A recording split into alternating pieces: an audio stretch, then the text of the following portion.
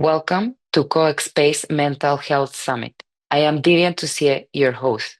At Coexpace, we believe the mental health crisis is not only personal, but deeply collective, a sign that our societies have drifted away from balance, presence, and empathy.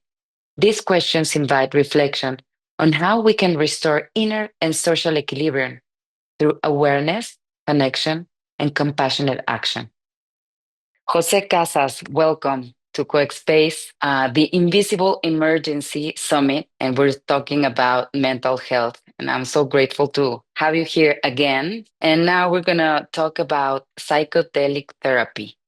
Love to share, and I'm looking forward to listen to your experiences and how you see mental health right now and the psychedelic experience for develop a better society. Welcome, Jose Casas. I would like to start with your biography, what you've been doing. You're an economist, psychologist, entrepreneur, and author. Over 12 years of experience facilitating personal and collective transformation processes. You have guided hundreds of individuals to their journeys of self awareness, healing, and growth with and without psychedelics. You're the co-founder of Feel Reborn and Be Transpersonal, two initiatives dedicated to expand consciousness and integrating mind, body, and spirit through transformative experiences. Your purpose is to bridge the mind and the heart, helping people connect with deeper truth and live from authenticity and awareness. You're also an author of the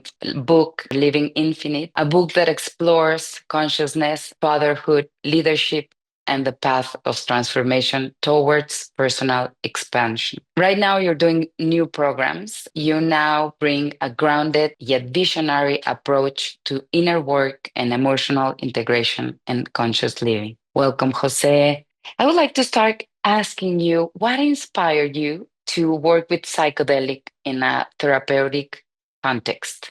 It's an interesting question. I came into the psychedelic world a little bit by mistake, I would say. I was running a restaurant business. This was like 16 years ago. And I started to realize that we were growing, but we didn't have like enough like leadership skills, that we were missing a lot of people in the mid management level, and that we needed to work a little bit harder on understanding why was this happening and what we needed as partners of the business to develop to in order to engage in better leadership skills. And that brought us into a kind of a coaching certification. And it was probably on the second or third class in that year-round certification that the teacher spoke about psychedelics as a way to like really get into the deep truth of the truth.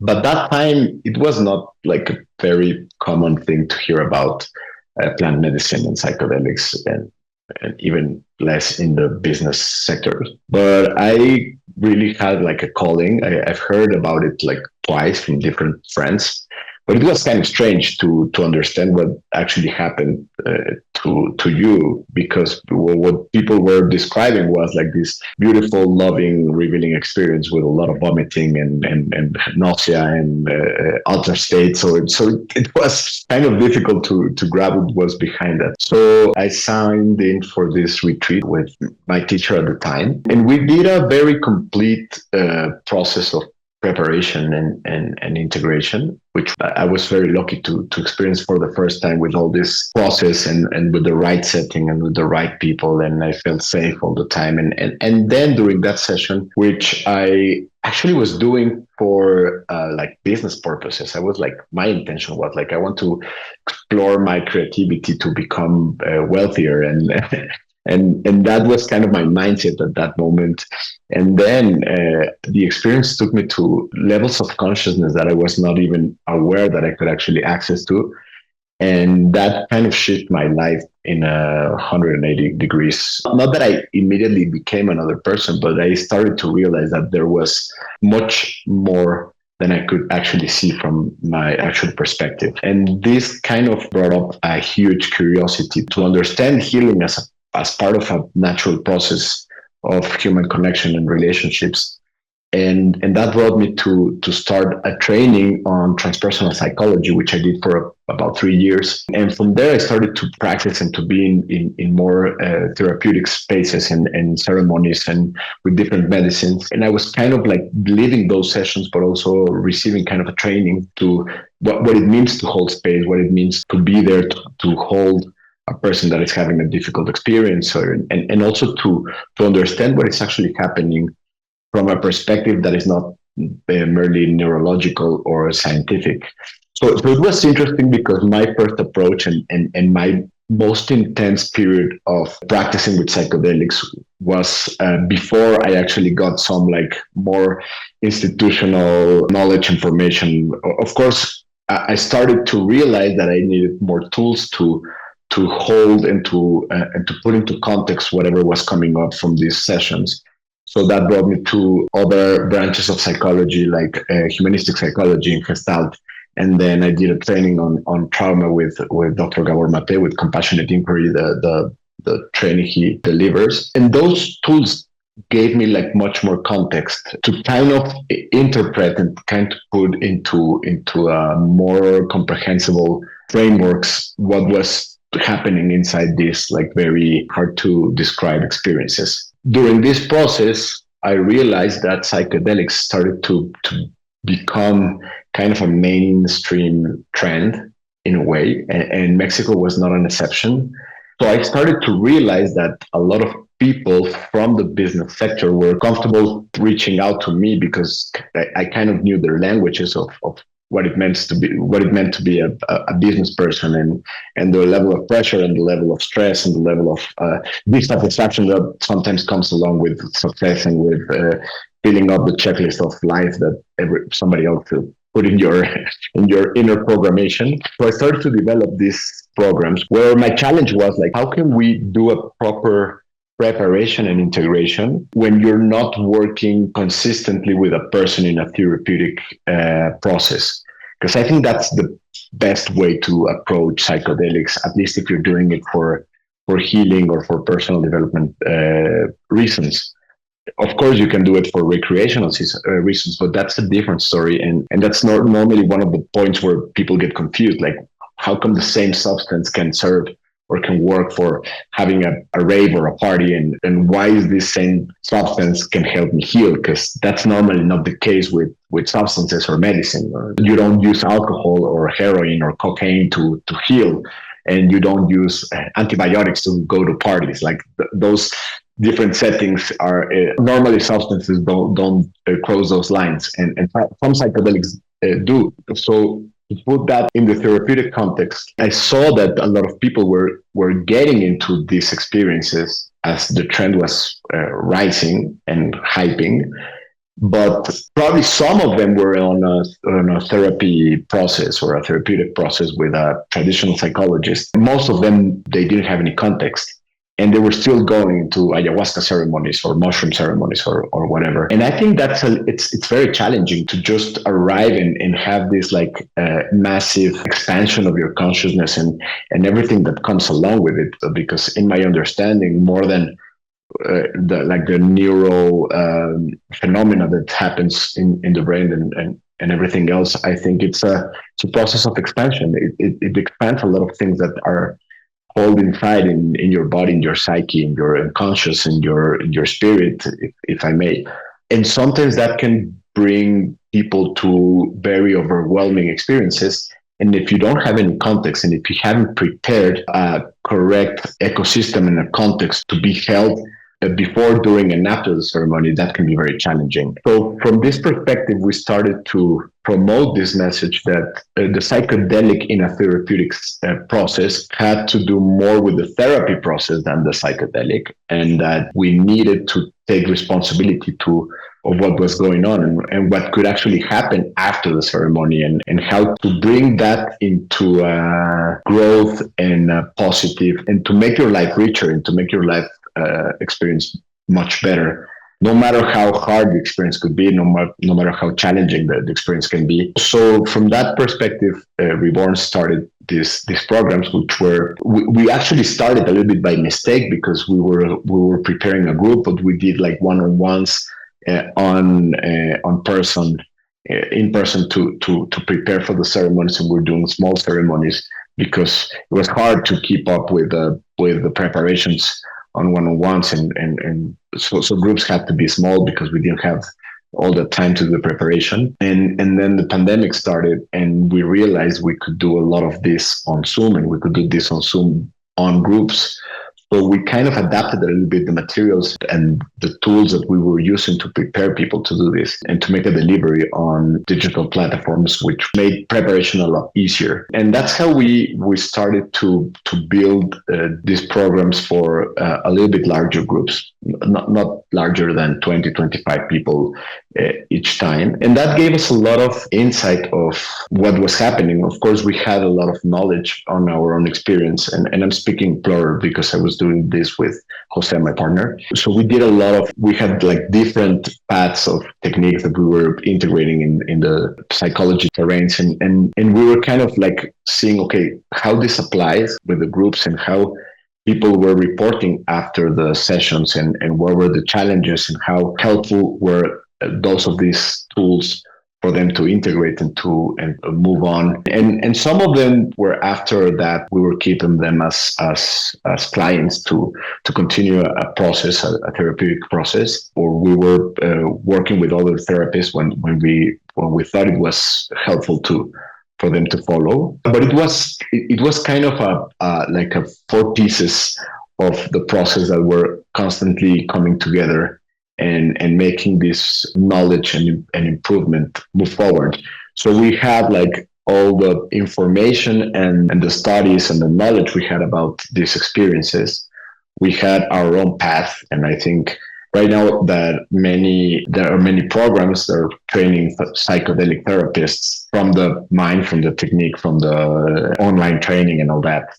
But many of them have never had an experience or have never been in a room where a ceremony is held or a private session is held. I think it's very hard to really grasp what's going on. So for us, it came a little bit the other way around. We started from the empiric experience, and then we started to build on the theory and the principles that actually completed that experience. So for us, our own experience, our own connection gave us a lot of clues of how we could actually help people get into their own process in a better way. And then what the people were experiencing, and then that's very interesting because I would say that probably 60 or 70% of the knowledge that I believe I do have right now comes from seeing the process of all these people going into this process and how they integrated. What happened when people were reporting to probably have a recollection of a traumatic memory before the ceremony,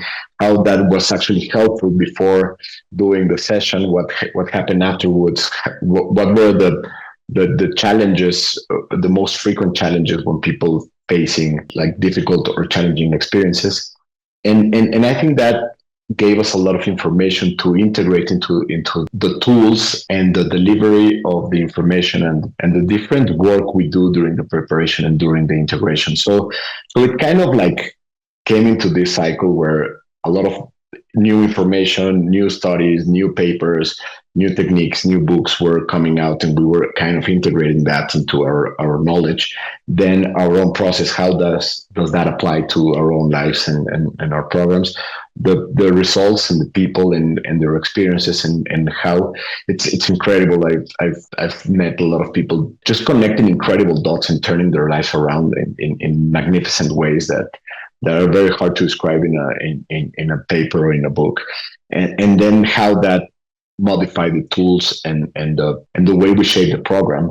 So we kind of did that, and it was very, very beautiful as a process to see that. And I think all that came into a point where we realized that all the information around the experience of the psychedelics and around that process was also very powerful and very helpful. And that's why we shift into trying to make a delivery of this information in a different context that did not involve a ceremony. But that's our next chapter.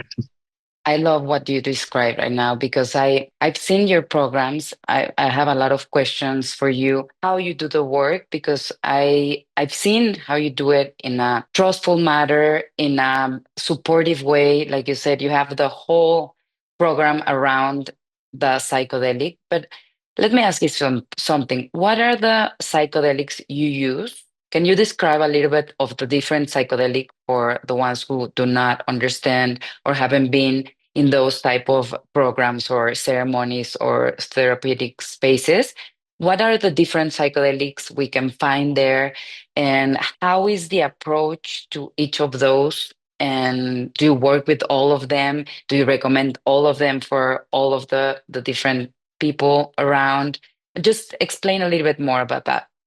First, I don't recommend any. I think there's two kind of curiosity: the curiosity that actually kills the cat, and the curiosity that comes from an inner search, a search that when you are working and you are trying to figure out, and you start to realize like there is something that I'm not able to see, but I can feel that it's blocking me or that it's holding me back. I think that's probably a right moment to say, okay, let's maybe move on to a different kind of exploration, because I think many of the therapeutic processes or are held in the mind and are held in the narratives and are held in the speech, and I think a lot of tools can be very helpful to move from that, from the understanding of my life experiences and traumas and emotional wounds or whatever, to a more somatic and to a more embodied experience of that, and how is that actually reflecting in the ways I react, in my triggers, in my emotional activations, and all that. So for me, that's probably the threshold that we have to foresee a little bit. Like, it's okay. Am I reaching this point where like my regular personal work, my therapy, my process, I see that it's coming to a limit where the benefits of those insights are no longer helping me go forward. Probably that's a good point to probably shift into a different possibilities in terms of the therapeutic approach. Psychedelics is one of these tools, and in the psychedelic world there are many sub categories. I've worked a lot with ayahuasca. I'm not an ayahuasca. I don't share the medicine, but I work with a proper facilitator who has been in this world for many years. And but what I do is to put into context the person so that they can actually arrive to the space of the ceremony with much more tools and with the right preparation, not only physically but also emotionally and mentally. And we do also work. We were working until this year with ayahuasca and with psilocybin in group settings.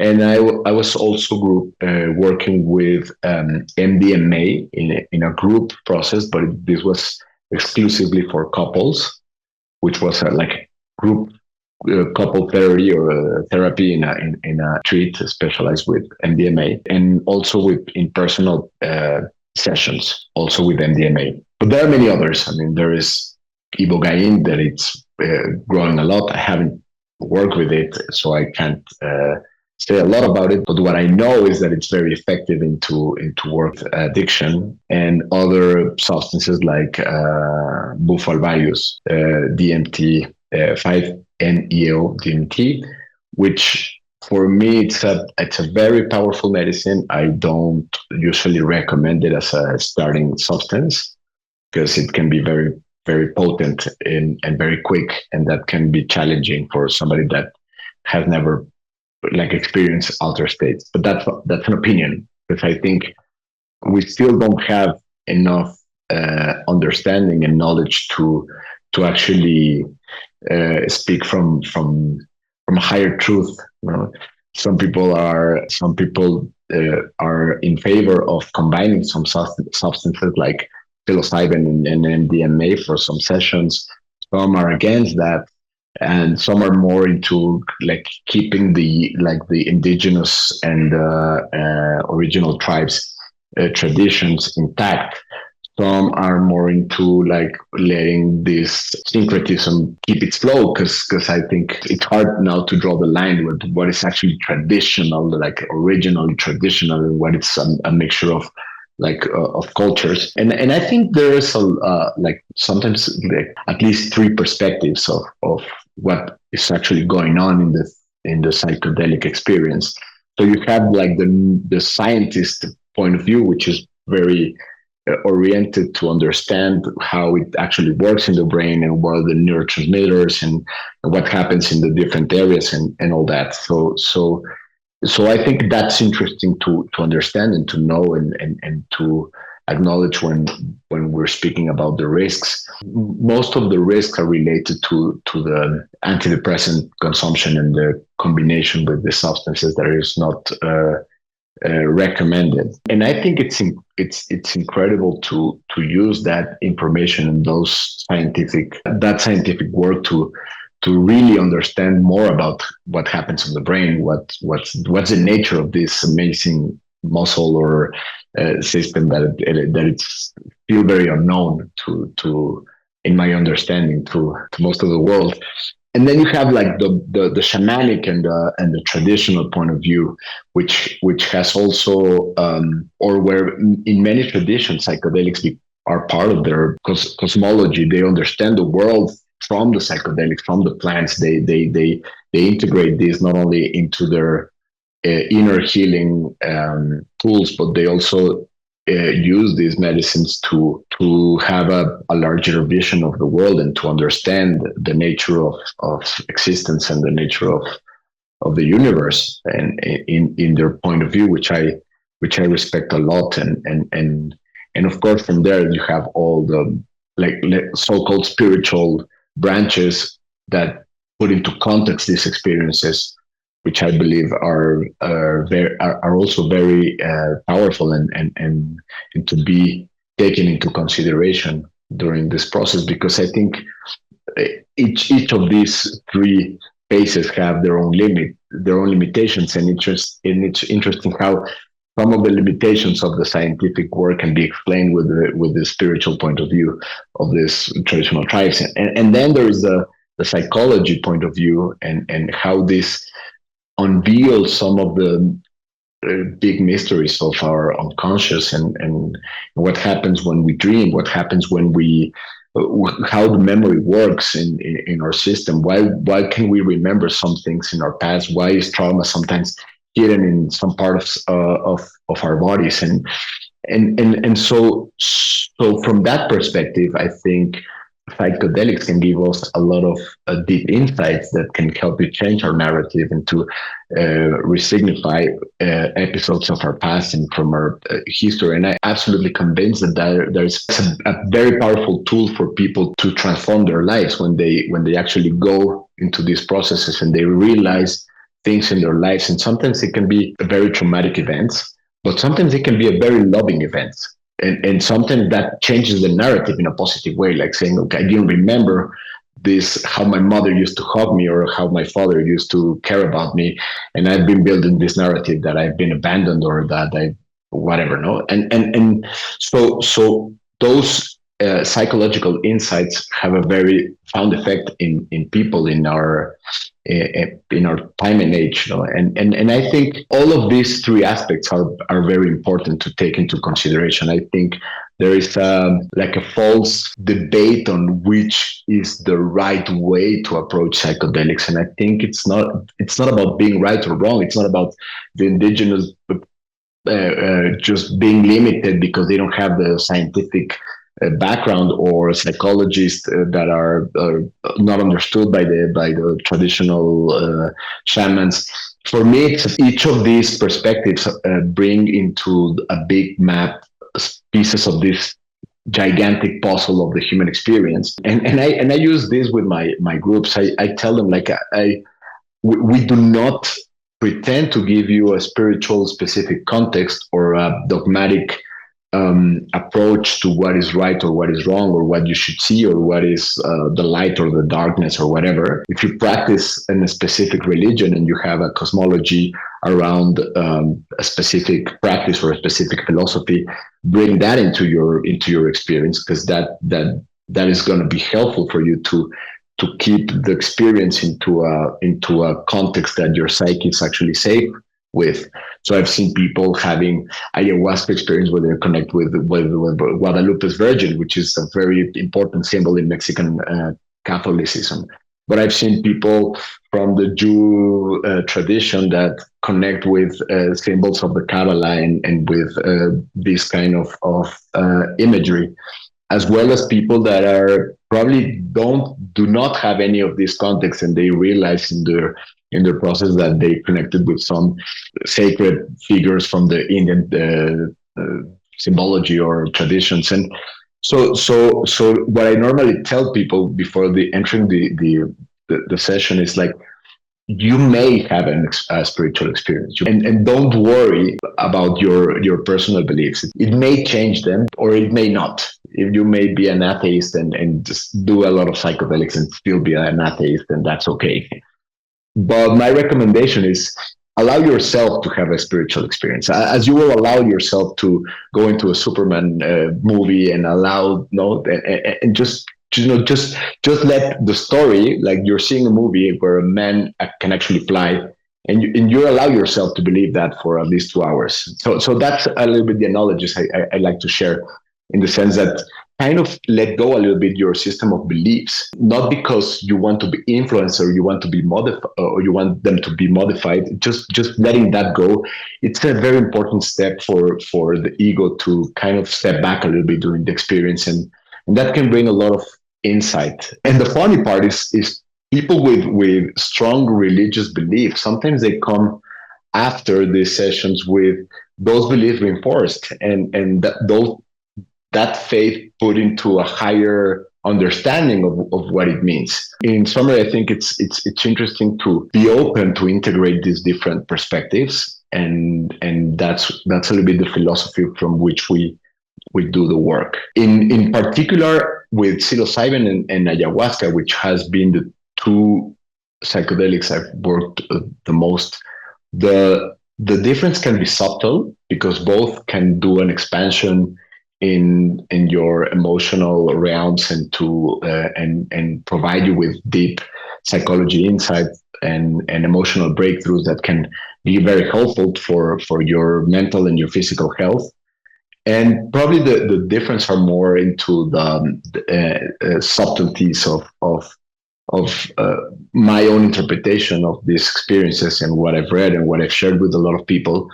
And I think ayahuasca is the archetype that is mainly related to the ayahuasca experience is the mother and the nourishing and the feminine energy. So I like to approach ayahuasca from a perspective to do a deep emotional healing. And sometimes when you do this emotional digging, you have like very deep breakthroughs, and these breakthroughs can actually transform into powerful insights of your life and your narrative. And psilocybin, the most common archetype related to that medicine is the magic children, an archetype of the child and the collective child. It's not just like one child. It's like, it's kind of like going into a kindergarten. So it can be it can have this funny and playful part of it. But I think that also gives a very powerful tool, which is a shift in perspective and a shift on understanding what are the rules that as adults we have put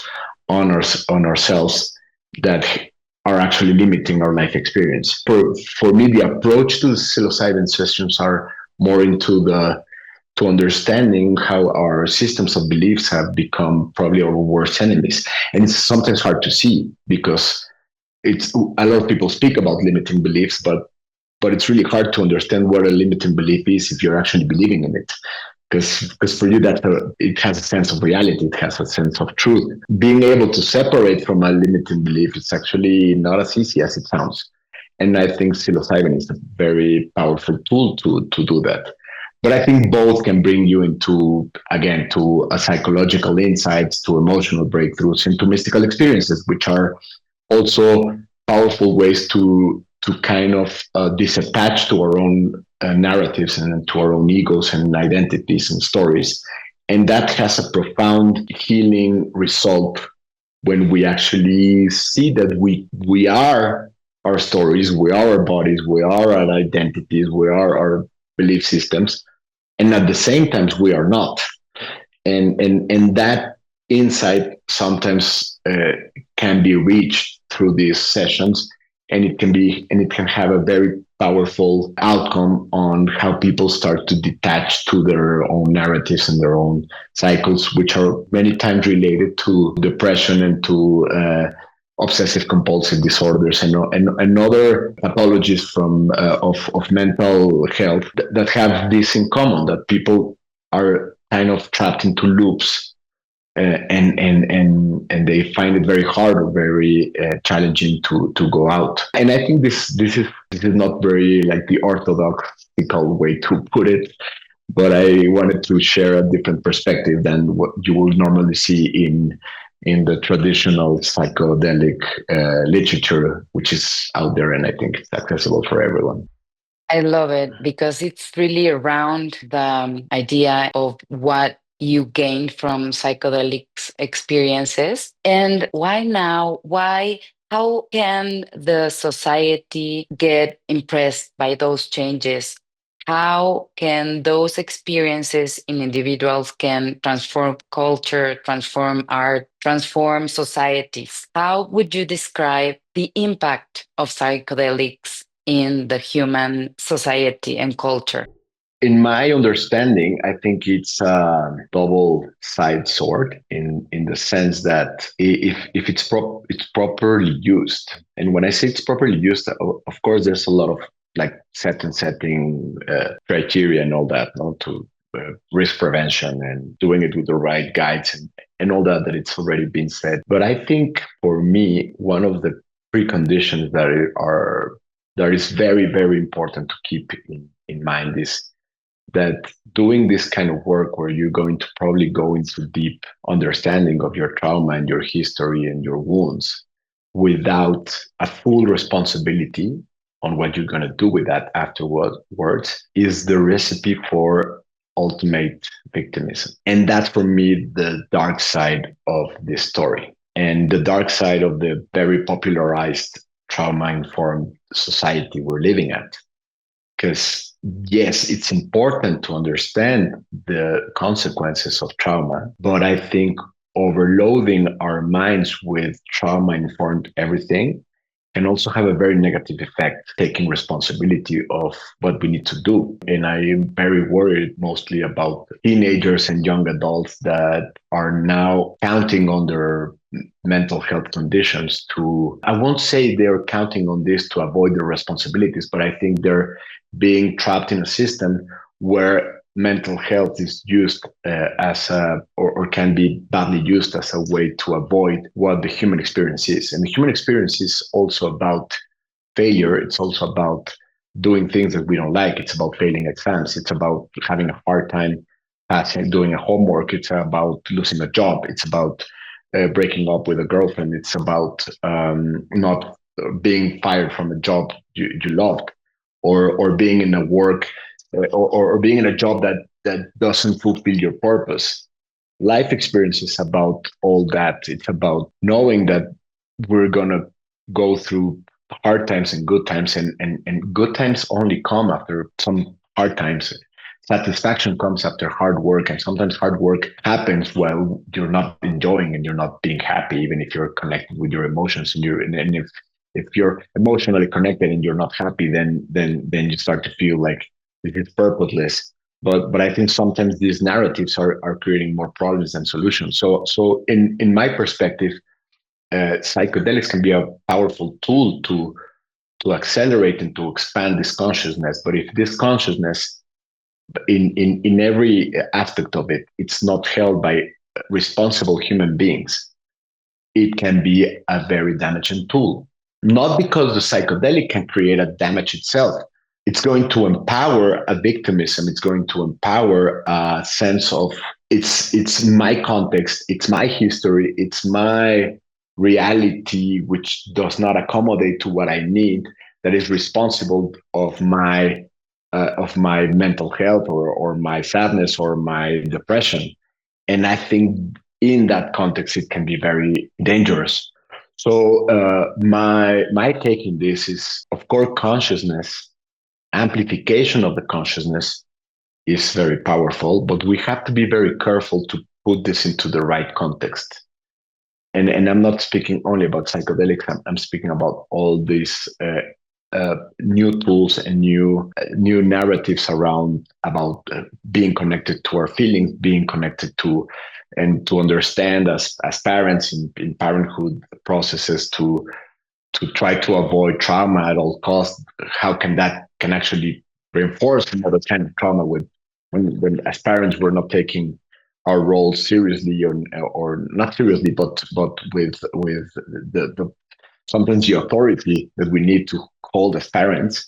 So I think we need to see a much broader picture to understand that many of these problems are coming from the same root, and this root is disconnection, and disconnection also creates a lot of a lack of responsibility and lack of accountability of our own decisions, our own lives, and into that context, putting inside the amplification power of psychedelics, maybe it will not have the best results.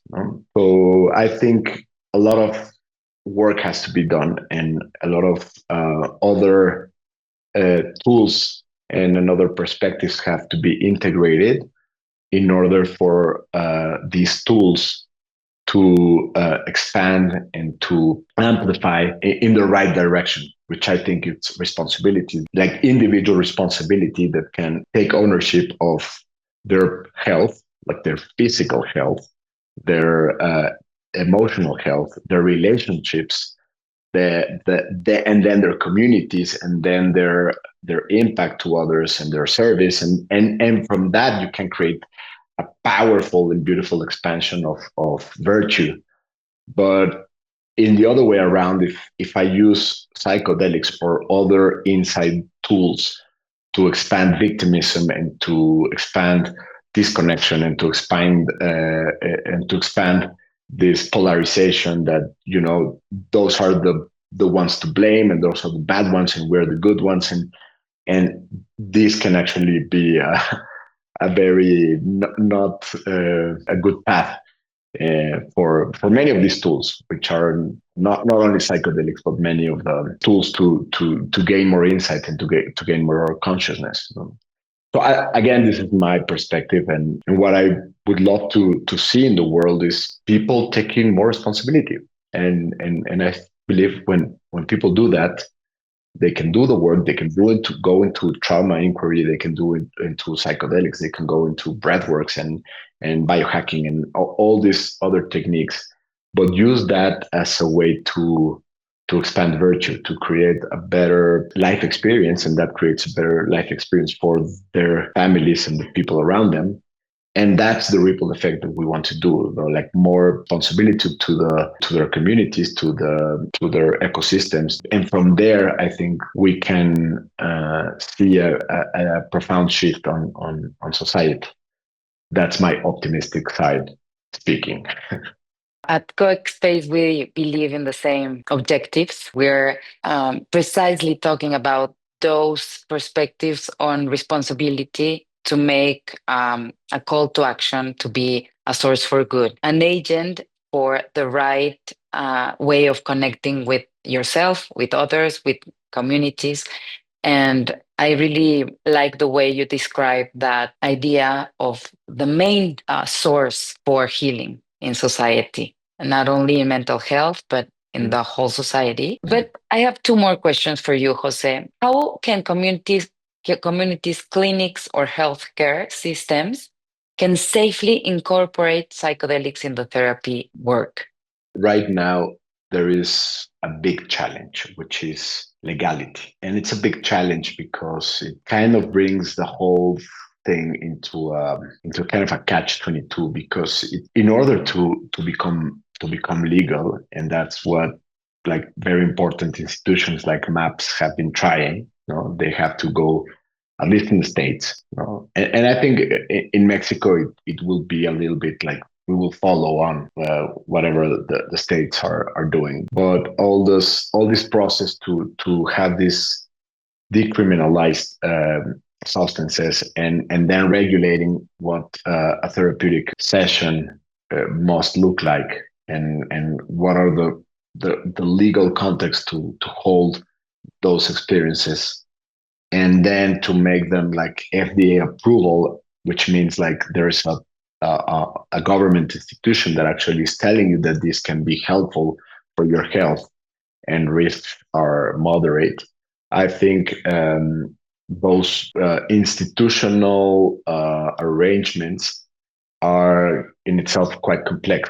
And this will need to put some rules into an experience that right now has a lot of perspectives. No? Because the moment you say, okay, psilocybin sessions have to be held one-on-one with two therapists in an ambulance outside in a context where people have done X or Y number of sessions of therapy, and the way they're trying to put these protocols, which I think it's the only way to go through all this institutional paperwork and processes, can also leave outside many of other possibilities to actually integrate these experiences. So I think it's a very hard question to answer. And what I would say is that probably these clinics or these practitioners don't need to start with the whole thing, like to integrate psychedelics into their protocols or into their practices, but they can integrate many other tools that can actually go into the same direction, like for example somatic work or breath work and other experiences that help patients or practitioners or clients to move from their head and their narratives more into their bodies and more into connecting with the emotions and creating those paths that help people connect with what is actually going on inside of them, and create this safety to be connected with what one is feeling and what one is experiencing. I think that itself could be a beautiful way for many of these institutions or clinics to start a path that, and the end of the path is not psychedelics, in my opinion. It's helping people to regain their own ability to hold themselves agent to experience life. And I think that's the ultimate goal of health in a way, both mentally, emotional, or physical health. So I would say that probably the first step is to be more open and to be more, have a more integrative point of view or integrative mindset, to just not seeing a problem from a one side perspective only. So I didn't answer the question. I just proposed a different path, which I think it would be much easier, at least with the legal and regulatory context we're living right now.